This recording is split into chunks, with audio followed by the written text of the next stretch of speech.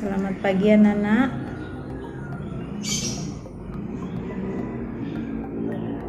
Bertemu kembali kita pada pembelajaran kali ini. Sebelum memulai pembelajaran, Ibu awali dulu dengan panganjalimat. Om Swastiastu, Om Awigamastu Namasidam, Om Sidirastu Tadastu Swaha. Seperti biasa, sebelum memulai pembelajaran, kita awali dulu dengan berdoa bersama. Om Prano Dewi Saraswati Wajibir Wijiniwati Dinam Awinyawantu.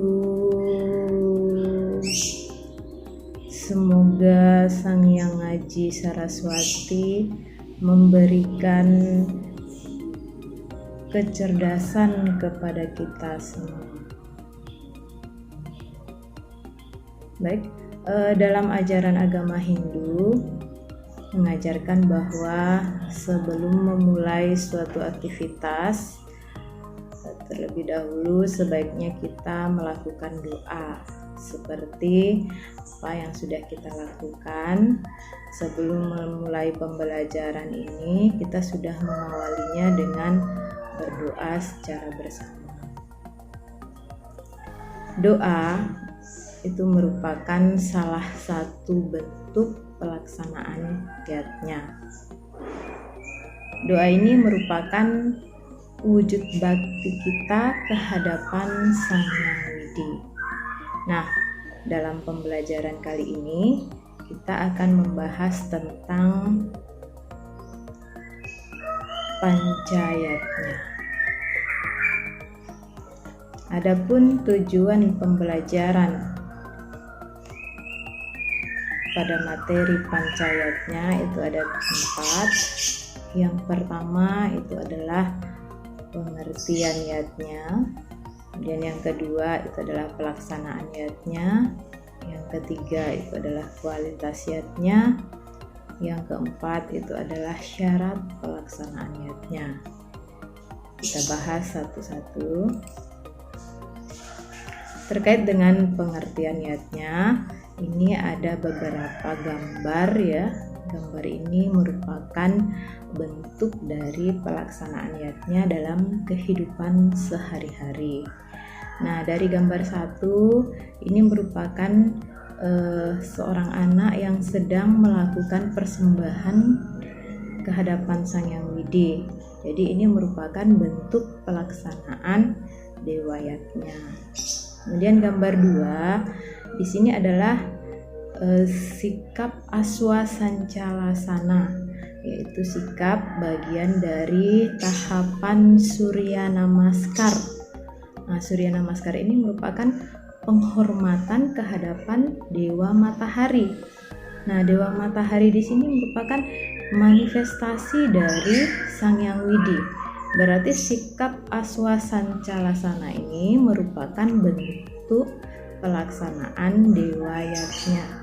Ya. Kemudian yang ketiga, di sini ada seorang anak yang sedang memberikan sedekah kepada orang tua ya. Ini berarti anak ini peduli dengan sesama kita ya, sama kita sebagai manusia. Berarti ini adalah bentuk pelaksanaan manusiatnya. Kemudian gambar yang keempat, ini adalah gambar siswa atau peserta didik yang sedang membersihkan lingkungan sekolahnya ya. Di sini merupakan bentuk pelaksanaan yatnya juga, karena dia peduli dengan kebersihan lingkungan. Nah, bentuk yatnya itu adalah bentuk dari buta yatnya. Kemudian gambar yang kelima di sini adalah gambar suatu proses pembelajaran yang berlangsung di kelas ya. Di sini merupakan bentuk pelaksanaan dari resiyatnya ya. Kemudian yang keenam di sini ada gambar seorang kakek yang sedang menyuapi istrinya yang kemungkinan dalam keadaan sakit. Nah, kakek ini dia setia menemani istrinya. Dalam hal ini dia peduli dengan sesama sebagai manusia. Berarti ini merupakan bentuk pelaksanaan manusiayatnya. Kemudian gambar yang ketujuh ini adalah gambar siswa SMP yang sedang menanam tanaman pohon ya. Dalam hal ini mereka peduli dengan keadaan lingkungan. Berarti ini merupakan bentuk pelaksanaan butayatnya. Kemudian gambar yang ke-8. Di sini ada gambar prosesi pernikahan adat Bali ya. Karena di sini merupakan proses pawiwahan menurut Hindu. Berarti ini merupakan bentuk pelaksanaan manusiayatnya. Nah, dari ke-8 gambar ini merupakan semua bentuk dari pelaksanaan yatnya. Nah, terkait dengan apa yatnya itu kita bahas satu-satu ya. Yatnya itu berasal dari akar kata yats ya. Dari akar kata yats ini muncul 3 istilah. Yang pertama itu adalah istilah yatnya, kemudian yang kedua itu adalah istilah yajus, yang ketiga itu adalah istilah yajamana. Nah, kata yats dalam yatnya itu berarti memuja, berkorban, menyembah. Berarti yatnya itu adalah segala aktivitas yang kita lakukan dalam bentuk pemujaan, pengorbanan, dan juga persembahan yang didasarkan pada ketulus ikhlasan hati dalam melakukannya. Nah, yatnya ini tidak hanya dibatasi pada persembahan sarana upekara saja, melainkan dia termasuk juga pengorbanan yang kita lakukan dalam bentuk pertolongan kepada orang lain yang sedang mengalami kesusahan. Jadi menolong orang lain atau sesama kita dalam bentuk sedekah, sumbangsi itu juga merupakan yatnya. Karena yatnya itu tidak hanya dibatasi pada upekara sarana saja. Yang penting dilaksanakan dengan ikhlas. Selanjutnya istilah yang kedua itu ada yajus ya. Yajus ini berarti aturan-aturan dalam beryatnya. Nah, dalam melakukan yatnya yang merupakan aktivitas berdasarkan keikhlasan hati tadi, itu ada aturan-aturan juga yang harus kita ikuti atau yang harus kita pedomani. Nah, aturan-aturan dalam beryatnya ini tertuang dalam kitab Yajurveda Samhita ya. Yajurveda Samhita yaitu kitab ketiga dari Caturveda Samhita. Nah, contohnya aturan-aturan dalam beryatnya kita bisa lihat dalam kehidupan sehari-hari. Misalnya dalam membuat canang sari itu kita harus harus ada unsur porosan di dalamnya. Apabila canang sari itu tidak menggunakan porosan, maka canang sari itu dikatakan tidak dibuat berdasarkan aturan-aturan dalam Veda. Selanjutnya yang ketiga ini ada Yajamana ya. Yajamana ini artinya orang yang melaksanakan yatnya. Jadi Yajamana ini adalah pelaku dari yatnya itu sendiri. Nah, berdasarkan ilustrasi gambar ini bisa kita perhatikan, ini adalah merupakan upacara melasti ya. Nah, dalam upacara melasti ini yang dikatakan sebagai Yajamana itu adalah orang-orang yang melaksanakan melasti ini. Jadi mereka ini bisa dikatakan sang Yajamananya. Selanjutnya kita bahas tentang dasar pelaksanaan yatnya. Dasar pelaksanaan yatnya ini artinya adalah hal-hal yang menyebabkan yatnya ini muncul ya. Latar belakang penyebab dari munculnya yatnya. Nah, yatnya ini dalam agama Hindu ya muncul karena disebabkan oleh 3 hutang. Nah, 3 hutang itu disebut dengan istilah Trirena. Tri itu artinya 3, rena itu artinya hutang. Jadi Trirena itu artinya 3 hutang yang harus kita bayar. Nah, 3 hutang inilah yang menyebabkan munculnya yatnya itu. Nah, ketiga hutang itu antara lain yang pertama ini adalah Dewarna. Dewarna ini artinya hutang kepada dewa. Kata dewa, kemudian rena adalah hutang, dewa ini adalah Sang Hyang Widi. Jadi kita dikatakan berhutang kepada Sang Hyang Widi. Nah, kenapa kita dikatakan berhutang ke hadapan Sang Hyang Widi?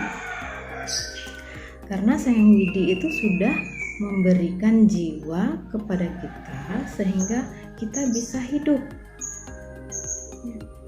Jadi kita berhutang hidup kepada Sang Hyang Widi itu, di mana dalam kitab Niti Sastra itu disebutkan bahwa Sang Hyang Widi itu menciptakan kita melalui yatnya, maka sudah seharusnya kita membayar hutang itu juga melalui yatnya. Selanjutnya yang kedua ini ada Pitrarna. Rena ini artinya hutang, kemudian Pitra ini artinya orang tua atau leluhur. Nah, kenapa kita dikatakan berhutang kepada orang tua atau leluhur? Karena kita sudah dirawat ya dari baru lahir itu sampai sebesar sekarang ini, itu karena jasa mereka, orang tua kita yang membesarkan kita, kemudian merawat kita sehingga kita bisa menjadi seperti sekarang ini. Kemudian yang ketiga ini ada Resirna. Resirna ini artinya hutang kita ke hadapan para resi. Nah, kenapa kita dikatakan berhutang kepada para resi? Karena para resi ini sudah berjasa memberikan kita pengetahuan ya, sehingga kita tahu mana yang harus kita lakukan dan mana yang tidak boleh kita lakukan. Nah, resi ini kalau dalam masyarakat kita bisa lihat sulinggih ya, orang-orang suci. Namun dalam ruang lingkup sekolah, resi yang dimaksud di situ adalah seorang guru, dosen, dan orang-orang yang sudah memberikan kita ilmu pengetahuan. Kita bahas satu-satu. Untuk Dewarna ya, Dewarna ini hutang kita ke hadapan Sang Hyang Widi. Nah, cara membayarnya itu adalah dengan 2 cara. Cara yang pertama itu dengan melakukan dewayatnya ya, dengan melakukan dewayatnya. Contoh dalam kehidupan sehari-hari itu kita bisa melakukan trisandya misalnya ya, itu adalah cara kita membayar hutang ke hadapan Sang Hyang Widi. Atau juga dengan cara melakukan tapa brata, yoga samadhi, semua yang ditujukan ke hadapan Sang Hyang Widi itu adalah contoh pelaksanaan yatnya yang kita lakukan kepada Sang Hyang Widi. Kemudian yang kedua itu cara membayarnya adalah dengan melakukan butayatnya.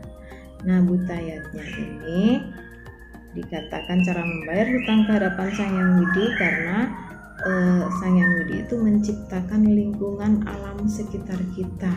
Nah, bagaimana caranya kita membayarnya? Yaitu dengan cara melestarikan lingkungan alam di mana kita berada.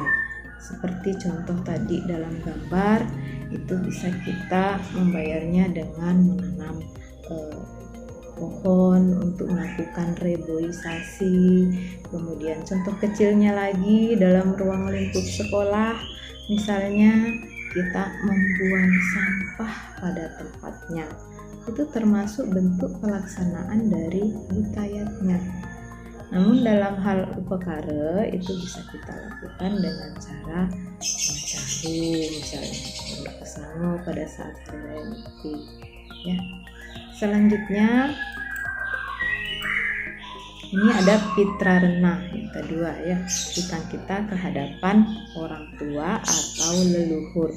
Nah, ini bisa dibayar juga dengan dua cara.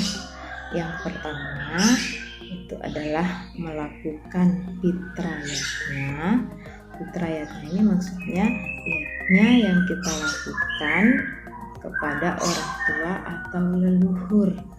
Nah, ini bisa kita lakukan pada saat orang tua kita meninggal, yaitu dengan melaksanakan upacara ngaben.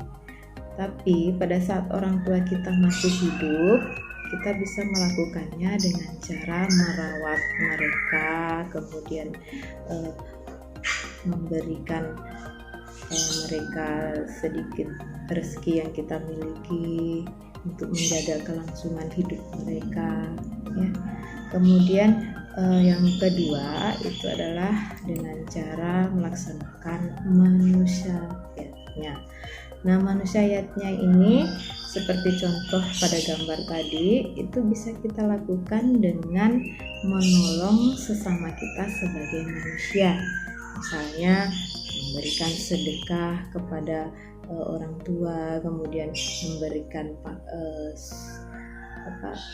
sumbangan kepada fakir miskin, kemudian menolong orang yang sedang kesusahan, misalkan membantu orang tua yang tidak bisa menyeberang jalan, itu contoh kecilnya.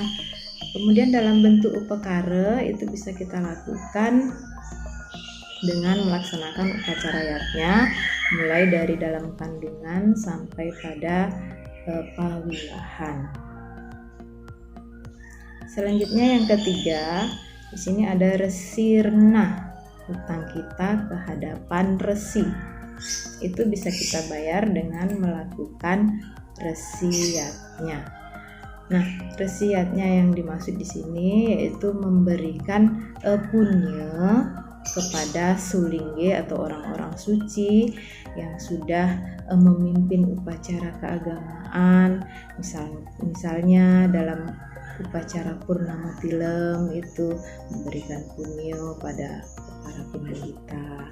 Kemudian untuk ruang lingkup sekolah itu kita bisa membayar hutang kita kepada resi ini dengan cara mempelajari pelajaran yang sudah diajarkan kepada kita, yaitu dengan cara melaksanakan nasihat-nasihat guru dan tidak melanggar aturan-aturan yang ditetapkan oleh guru.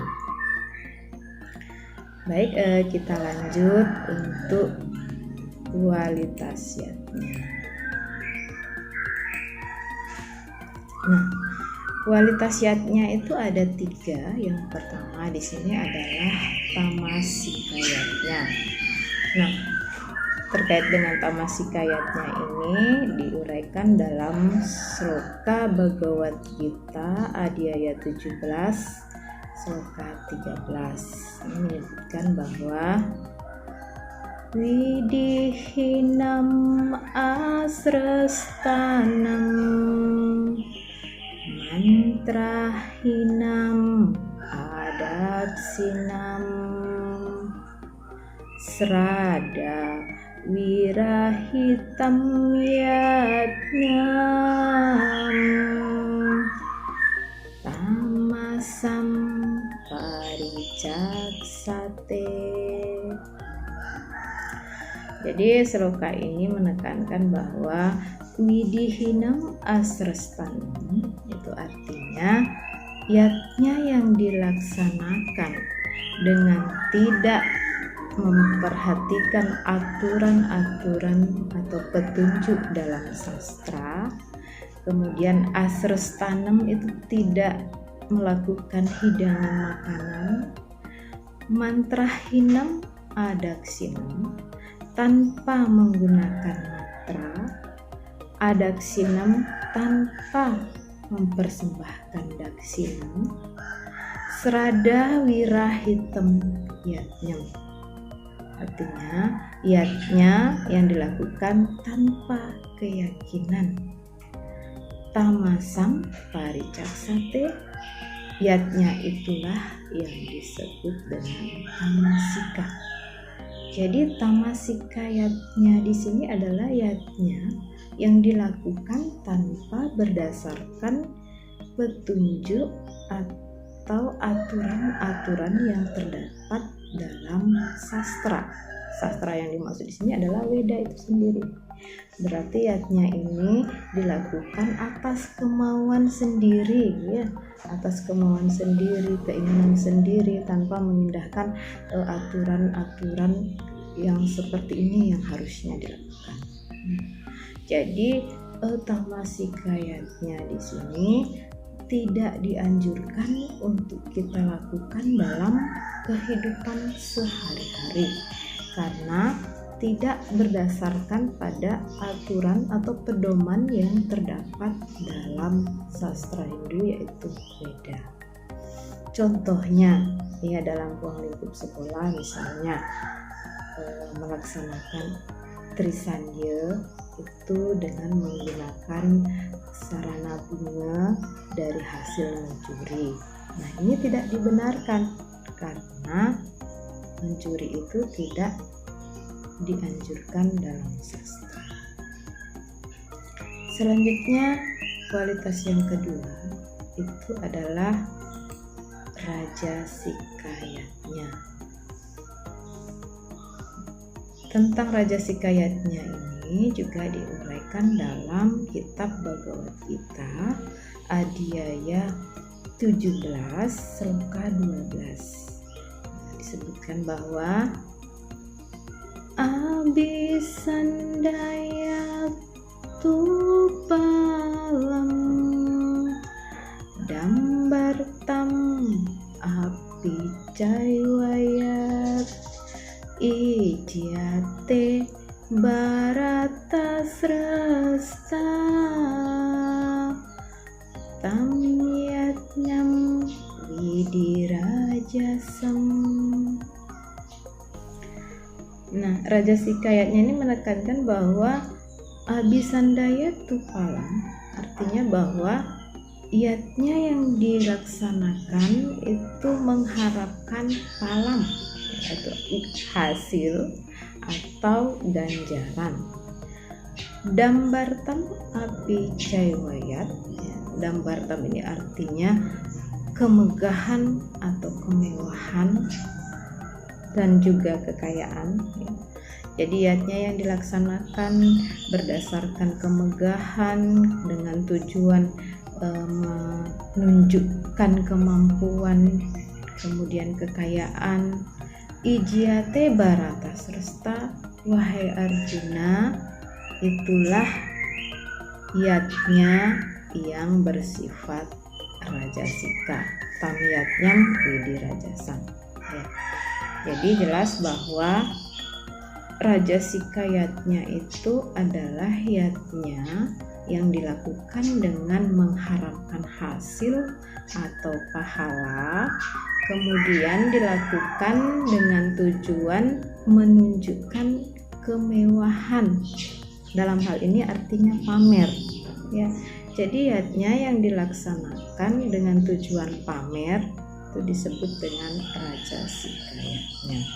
Nah, Raja Sikayatnya di sini tidak dianjurkan untuk kita terapkan dalam kehidupan sehari-hari, karena tujuannya itu hanya untuk pamer, kemudian dilakukan dengan mengharapkan hasil. Contoh Raja Sikayatnya dalam ruang lingkup sekolah, misalnya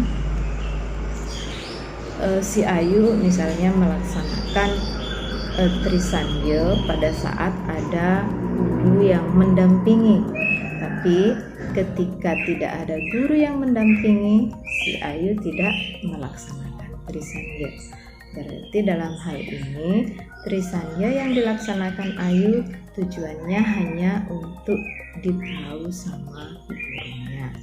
Nah, contoh seperti ini tidak patut untuk kita lakukan, karena tujuannya hanya untuk memamerkan saja, bukan dari keikhlasan hati kita. Nah, yatnya yang bagaimanakah yang seharusnya kita lakukan? Ini ada kualitas yatnya yang ketiga, yaitu kualitas yatnya yang satwika. Tentang satwika yatnya ini juga diuraikan dalam kitab Bhagavad Gita Adhyaya 17 Sloka 11. Ini menegaskan bahwa apalakan si biryatno wididresto ya ijyate yastavyam eweti mana samadaya sasatvika. Jadi apalakan si biryatnya itu artinya yatnya yang dilaksanakan tanpa mengharapkan hasil atau ganjaran, apalakan ya.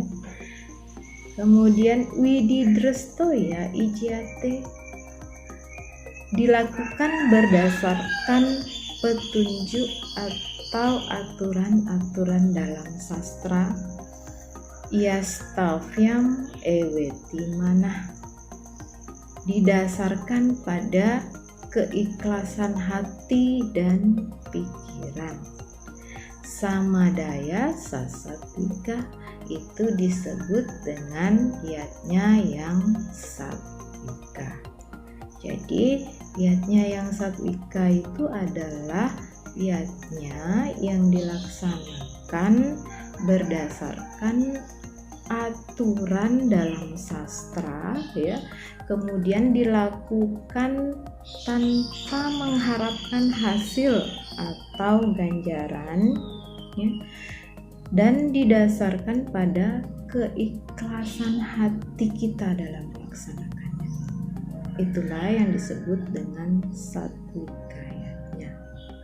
Jadi satwikayatnya inilah yang harus kita terapkan dalam kehidupan sehari-hari, karena yatnya ini dilakukan berdasarkan keikhlasan hati kita, kemudian sesuai dengan aturan-aturan dalam beryatnya dan juga tidak mengharapkan imbalan.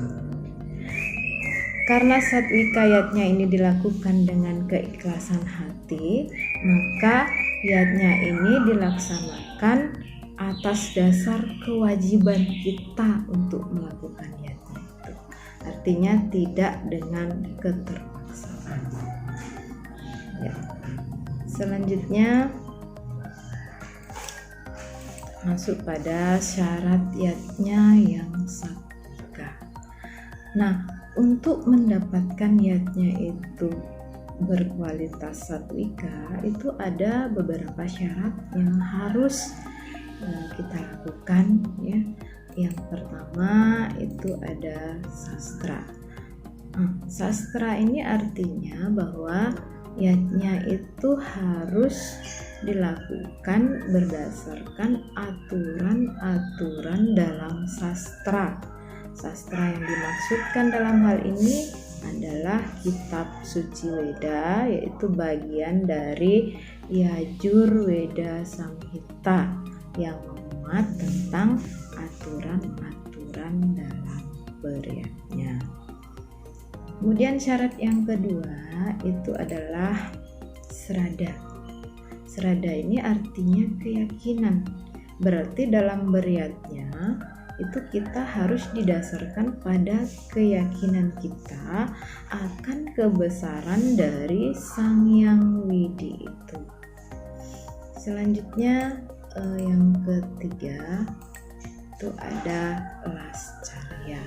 Nah, lascarya ini artinya keikhlasan hati kita. Terkait dengan keikhlasan hati itu diuraikan dalam kitab Bhagavad Gita Adhyaya 9 sloka 26 ya. Patram puspam palam toyam yomi bhaktya prayajati tat aham bhakti upahartam asnami prayat atmana. Siapapun engkau yang mempersembahkan selembar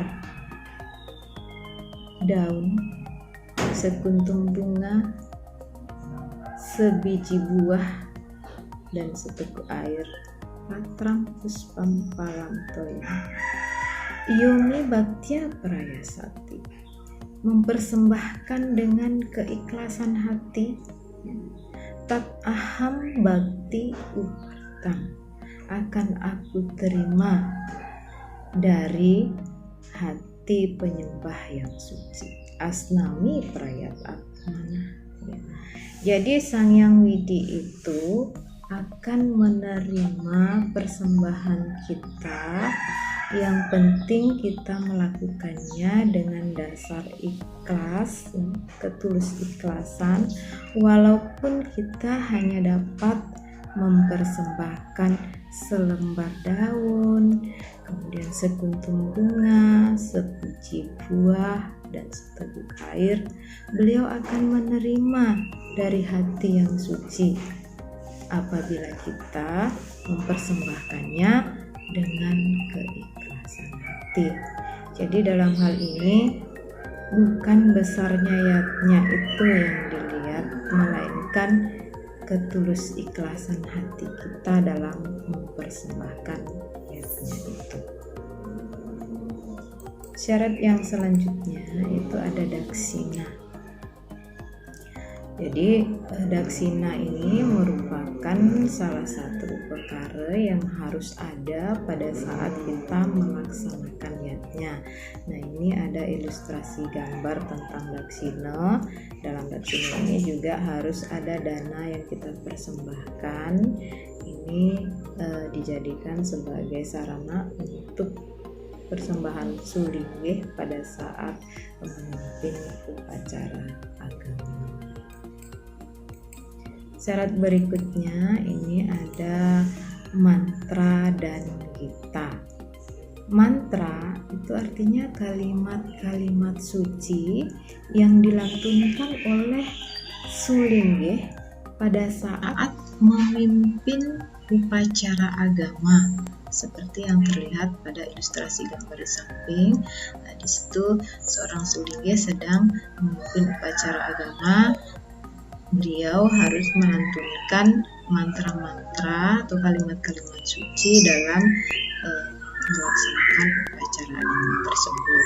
Kemudian gita yang dimaksud di sini adalah lagu-lagu pujaan, ya, lagu-lagu pujaan yang dilantunkan atau dinyanyikan untuk mengiringi upacara agama.